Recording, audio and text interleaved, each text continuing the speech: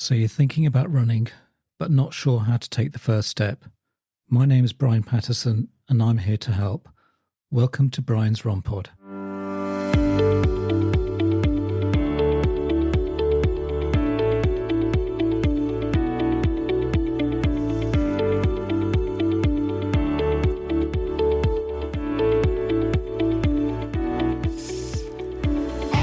Welcome back to Brian's RunPod with me, your host, Brian Patterson. And well, I have a special episode today. I've invited back our most downloaded guest. Yes, Pilates Lucy is back. Now, if you haven't heard her previously being interviewed, then please do go back to episodes 37 to 39. Today, she's kindly agreed to set some time aside in a busy schedule to pop into the Brian's RunPod studio to update on how things have been going, plus a new feature on Brian's RunPod to demonstrate some Pilates exercises for runners. Don't worry, there will be links in the chapter markers and show notes. So if you'd like to give a warm welcome to Lucy Tomlinson, part 2.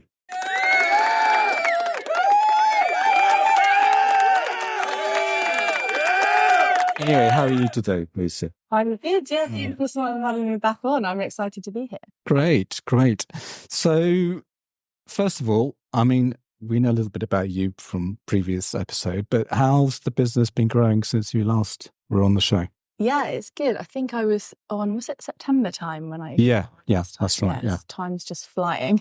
But it's going really well. I've got a few new teachers on the team now, so that's really exciting. Yeah. So yeah, we're looking to expand the class offering out of Twickenham, actually, start to go a little bit further afield, still southwest London, but start to grow that way. So yeah, I've got a few new teachers on board.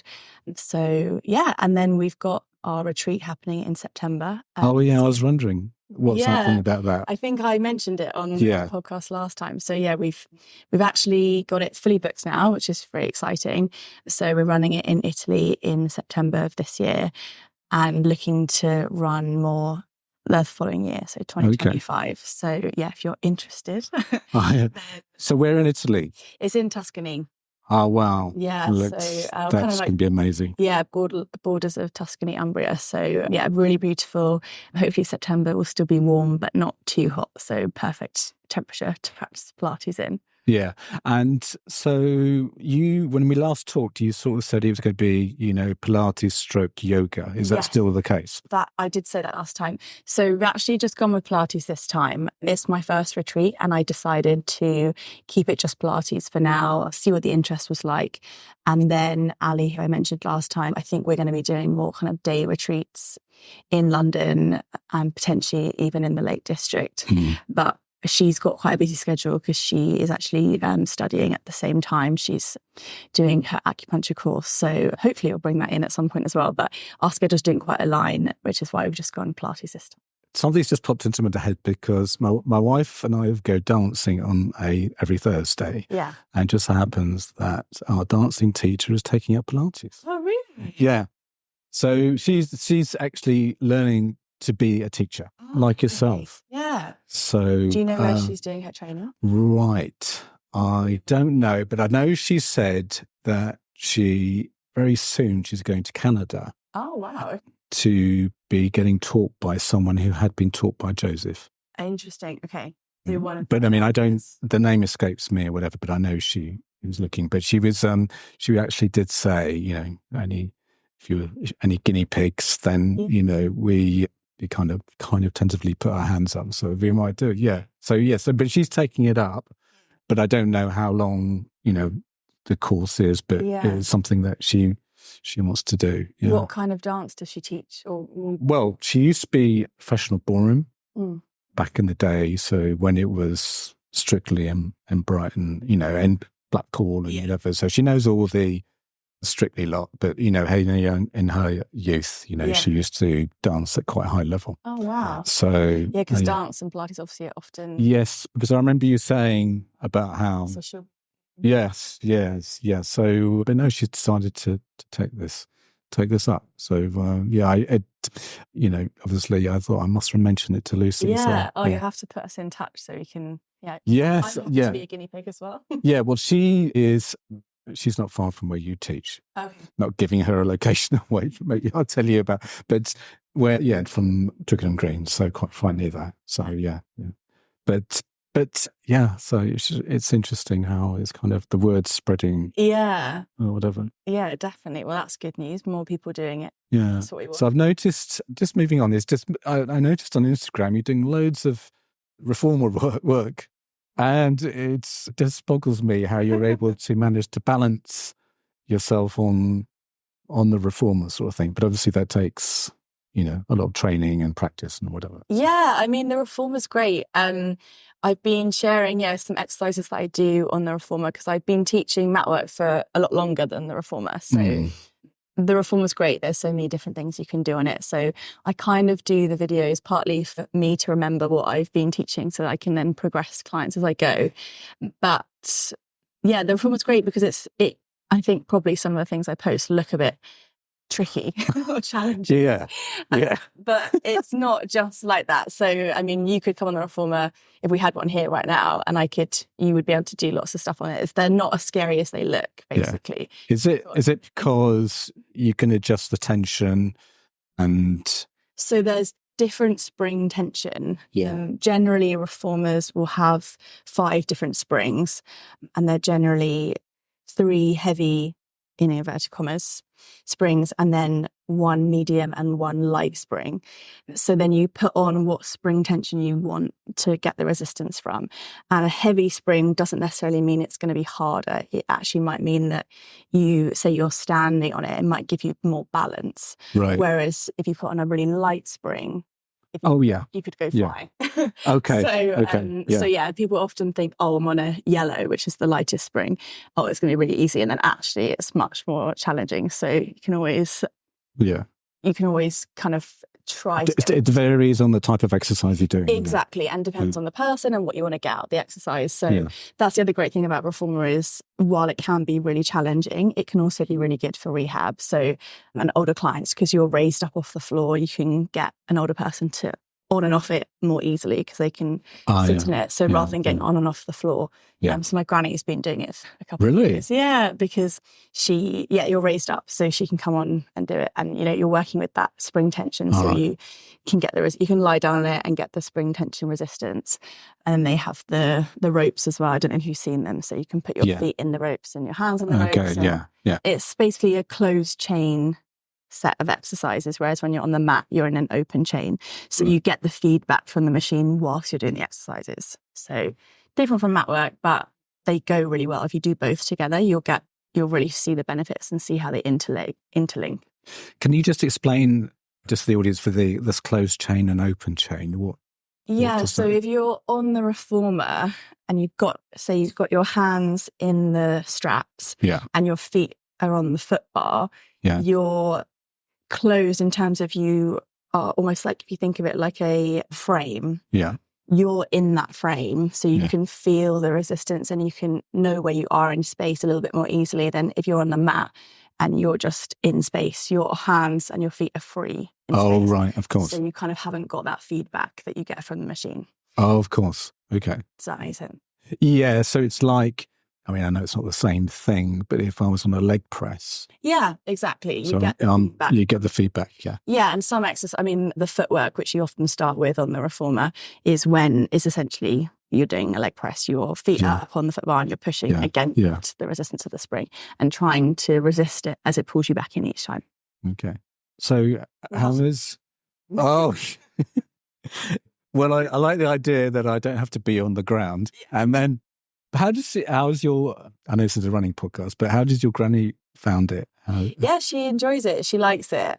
I think, you can, because there's so much you can do on it. Right. And you can really change the exercise depending on the individual. So it's really good for rehab. People, if you've got injuries, it's really good for that as well. Yeah. You just want to make sure that you're going to the right class and not a dynamic reformer class if you've got injuries. Oh, okay. That's not going to be suitable. My granny wouldn't be going to a dynamic reformer. Okay.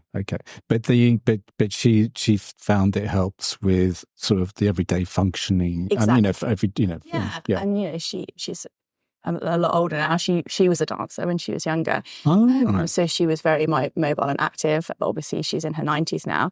And it's just about, getting her doing some kind of movement every day. Well, not every day, but as much as she can, weekly, just to keep the joints going. Yeah. Because it's very, I know I kind of going off with a tangent here, but I know because my dad's sort of like 80s, but it's very important at, at that age then to keep moving and that kind of thing. Yeah. So, but that's good.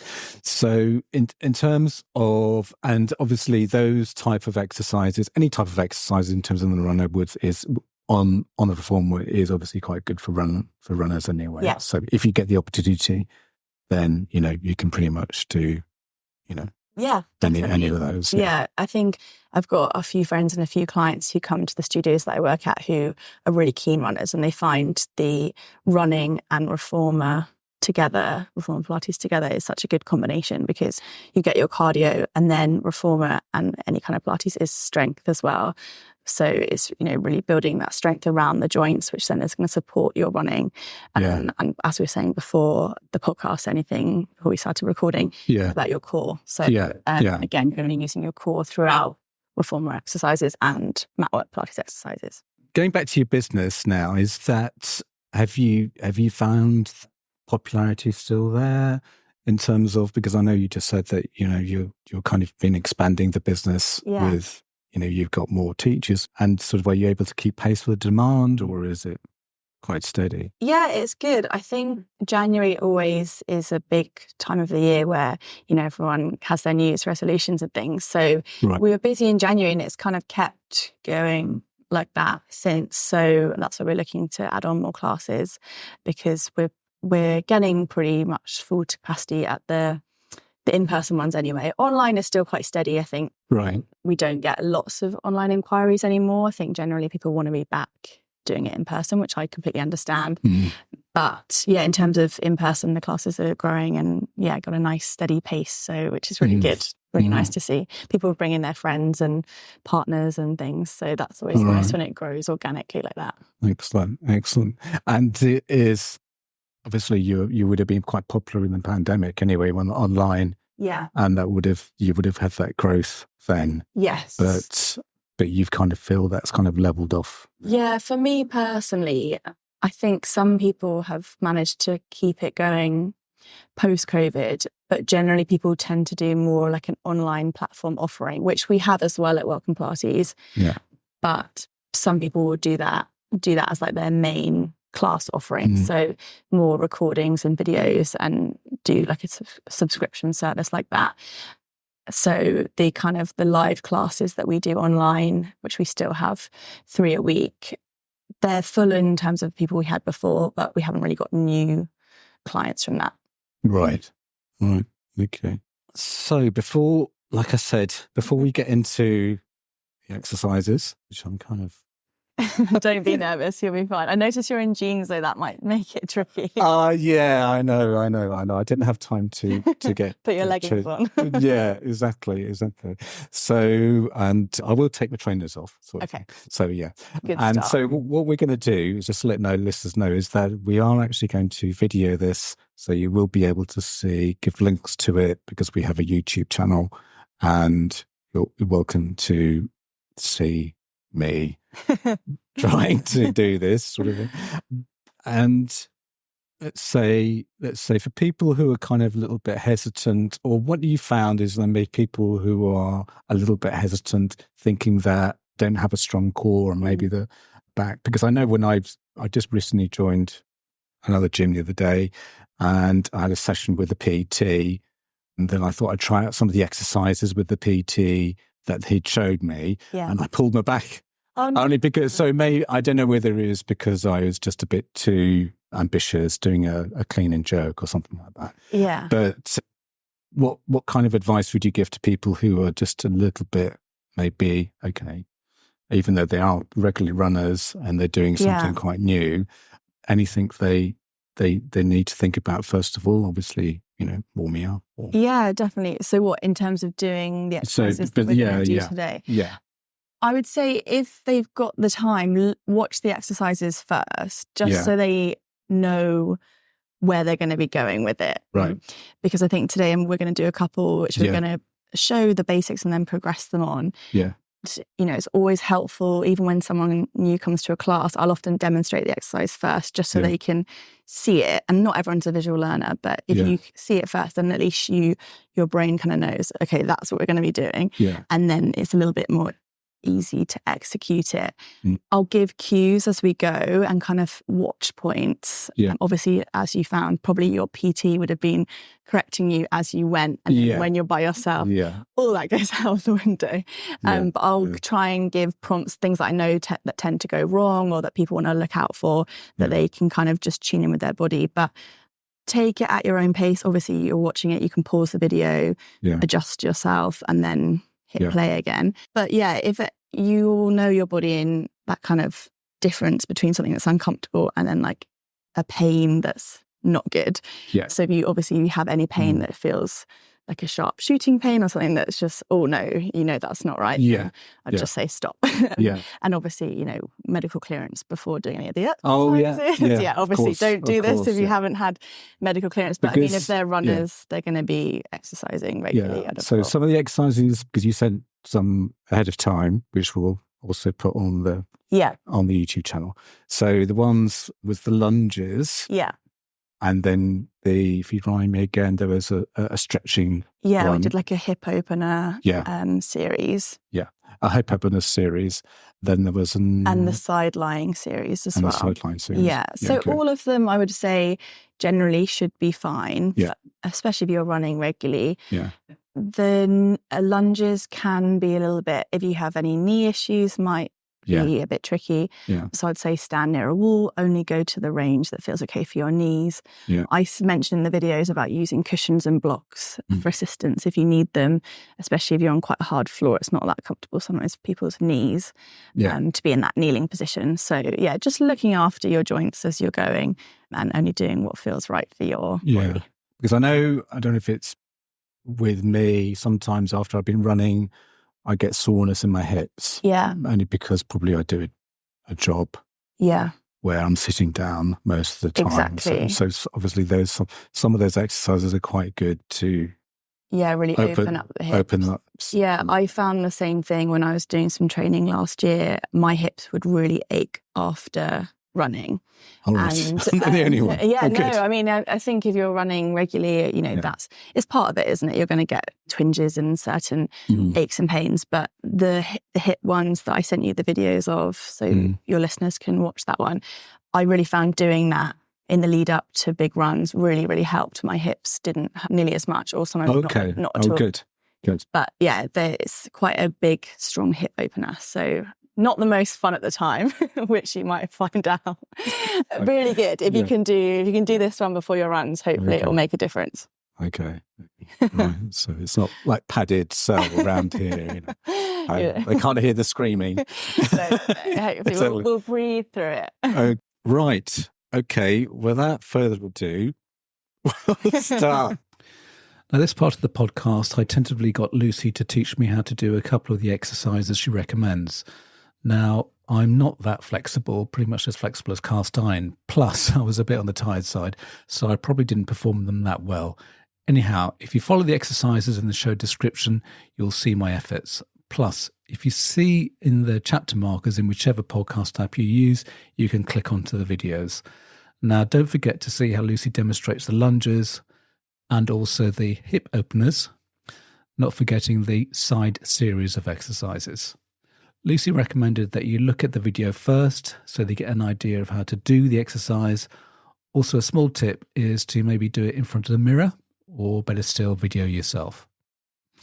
In conclusion, this podcast with Lucy serves as a comprehensive guide to Pilates, running, and the evolution of fitness trends. It provides you with actionable insights and empowers them to take control of their health journey with confidence and knowledge. Whether you are planning to attend a Pilates retreat in Tuscany or simply looking to enhance your running routine, this episode is a valuable resource that should not be missed. And that's a wrap for another exhilarating episode of Brian's RunPod. Thanks for tuning in, folks. As always, we've got your back with all things running. And next week, get ready for some awesome beginner hints and tips to kickstart your running journey. Oh, and before we sign off, exciting news. We're now available on YouTube. So whether you're pounding the pavement or chilling at home, you can catch us there too. Hey, if you want to keep up with the latest updates, behind the scenes fun, and even some exclusive content, make sure to follow me on social media. You can find me on Twitter, or should I say X, at Brian's RunPod. We've also just launched a shiny new Facebook page. Simply search for Brian's RunPod and give us a like. And don't forget to hop on over to Instagram, where you can catch all our visual adventures at Brian's RunPod. For those of you who love diving deep into the episodes, head over to our website, www.briansrunpod.co.uk, and there you'll find detailed show notes, handy chapter markers, make it too easy to navigate through our favourite discussions. Please leave a review, as it will always help others find this podcast. Music is by Happy Days by Stock Audio, not forgetting artwork by Alice Patterson. Till next week, thanks again for listening.